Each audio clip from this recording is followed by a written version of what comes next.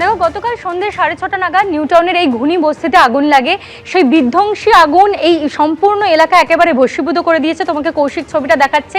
আজকে সকালেও কিন্তু এক একটা জায়গায় আগুন জ্বলছে এবং সেই আগুন নেভানোর জন্য আজ সকাল থেকে 5টা ইঞ্জিন কাজ করছে দমকলের। গতকাল 25টা ইঞ্জিন যুদ্ধকালীন তৎপরতায় লাগাতার প্রয়াসে এই আগুন ক্রমশই নেভাতে সক্ষম হয়েছে।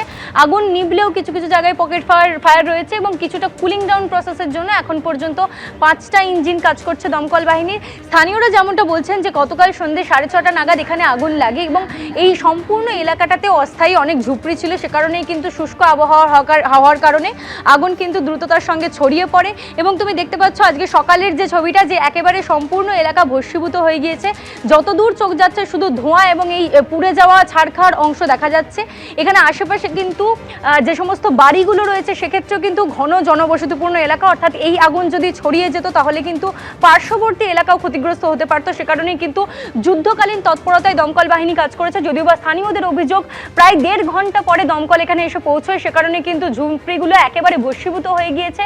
দাউ দাউ করে যখন আগুন লাগে তারপরেই কিন্তু 1.5 ঘন্টা পরে দমকল বাহিনী এসে পৌঁছয়নি। যদিও বা গতকাল 25টা ইঞ্জিন কাজ করেছে এই আগুন নেভানোর জন্য, আজকে সকাল থেকে দমকল বাহিনীর 5টা ইঞ্জিন এখনো পর্যন্ত লাগাতার কাজ করছে কুলিং ডাউন প্রসেসে। এবং তোমায় দেখাতে বলবো কৌশিককে আরেকবার ছবিটা, যে এই সম্পূর্ণ এলাকা কিভাবে ভস্মীভূত হয়ে গিয়েছে। পরপর ঝুপড়ি ছিল এই অস্থায়ী বস্তিতে, যেভাবে আগুন লাগে এবং তারপরে শুষ্ক আবহাওয়া শীতকাল, সে কারণেই কিন্তু আগুন দ্রুততার সঙ্গে ছড়িয়ে পড়ে এবং তার সঙ্গে যে সমস্ত ঝুপড়ির ভিতরে যে সমস্ত জিনিসগুলো ছিল তা দাহ্য হওয়ায় সেগুলো দেখতে পাচ্ছ যে কিভাবে পরপর আগুন লাগতে থাকে এবং এই সম্পূর্ণ এলাকাটা ভস্মীভূত হয়ে গিয়েছে। আমি স্থানীয়দেরকে কাউকে জিজ্ঞেস করার চেষ্টা করব যে গতকাল ঠিক কটা নাগাদ আগুন লেগেছিল।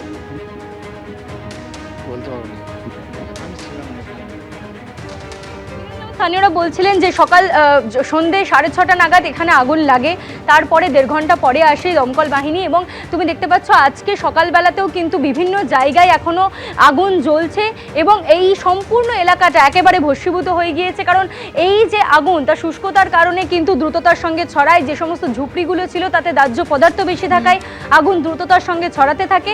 এবং গতকাল দমকলের কিন্তু 25টা ইঞ্জিন লাগাতার আগুন নেভানোর চেষ্টা চালিয়ে গিয়েছে। কুলিং ডাউন প্রসেস এখন চলছে, কিন্তু এই বিধ্বংসী অগ্নিকাণ্ডে একেবারে ছারখার হয়ে গিয়েছে একের পর এক ঝুপড়ি। তুমি আমাদের সঙ্গে থাকো ঐশী, স্থানীয়রা তারা কি বলছেন দেখাবো এবার।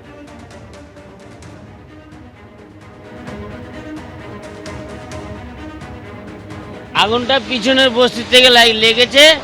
আমরা দেখতে দেখতে 2 মিনিটের ভিতরে আগুন আমাদের এখানটাও চলে মাথা থেকে মাথা মতো 700 মিটারের মতো ঘর পুড়ে গেছে। নিউটাউন থেকে একটা গাড়ি এসেছিল আর লেফট টাউন তো আসতে একটু দেরি হয়েছিল, ওরা আসার আগে পুড়ে ছাই। দমকল সব আসতে পারছে না, ছোট গলি বলে ওরা যতটা পারে চেষ্টা করছি।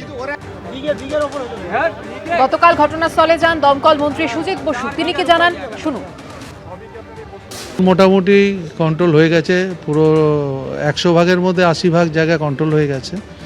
20 ভাগ জায়গায় আমাদের বাকি আছে, সেটাও আগুন আর বাড়বে না, ওটা কন্ট্রোলের মধ্যেই থাকবে। 200-র মতো ঘর পুড়ে গেছে, যেগুলো প্লাস্টিকেরই ঘর ছিল, প্লাস্টিক টাঙানো সেই বেড়ার ঘর ছিল। সেই 200 ঘরের মতো ঘর পুড়েছে। আর কোনো লোক এখানে মারাও যায়নি, কোনো আহতও হয়নি, এটা আমাদের সৌভাগ্য। আর আমাদের ফায়ারে 20টার মতো গাড়ি এখানে কাজ করেছে, আর এখানকার স্থানীয় মানুষরা খুব সহযোগিতা করেছে। জায়গাটা কীভাবে রিলে সিস্টেমে কাজ হচ্ছে, আমরা যদি গাড়ি আরও আগে ঢুকিয়ে দিতে পারতাম তাহলে অনেক ভালো হতো, কিন্তু যে জায়গাটা আগুন হয়েছে সেখানে গাড়ি যাওয়ার মতো প্যাসেজ ছিল।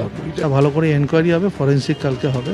আমরা বিকল্প এখন আমরা স্থানীয় স্কুলে বিধায়ক আছেন, এখানে সমিতির সভাপতি, তারা করেছেন।